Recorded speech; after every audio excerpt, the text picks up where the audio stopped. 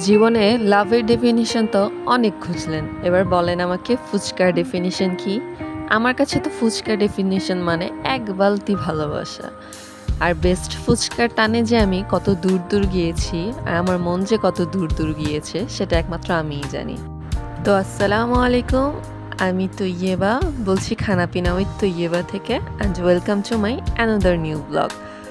তো বেস্ট ফুচকার টানে গিয়েছিলাম সেই দিন মানিকগঞ্জ জেলার সিংড়াইর উপজেলার পরেই ঘোনাপাড়া একটা মোড় রয়েছে, সেই মোড়ের সামনেই এই ফুচকার দোকানটা। এইটার ফুচকার টেস্টটা যে এত দারুণ হয়।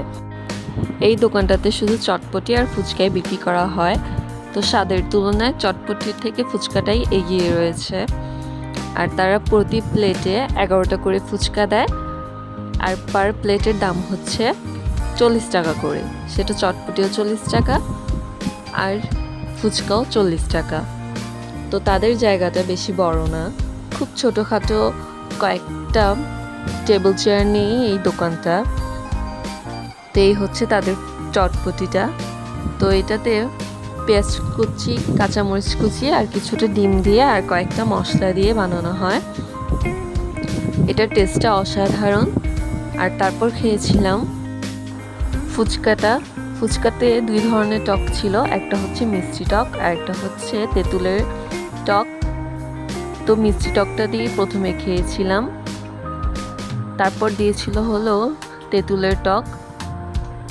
ফুচকার ওপরেও পেঁয়াজ কুচি, শসা কুচি, কাঁচামরিচ কুচি আর অল্প পরিমাণে ধনিয়া পাতা কুচি দিয়েছিল। বেস্ট ফুচকা ছিল আমার এটা লাইফের খাওয়া, কারণ মিষ্টি যে টকটা রয়েছে সেটার সাথে ফুচকা মিশিয়ে খেতে দারুণ লাগছিল। এক প্লেটে আই থিঙ্ক কারোই হবে না, এত বেশি মজার ফুচকারগুলো।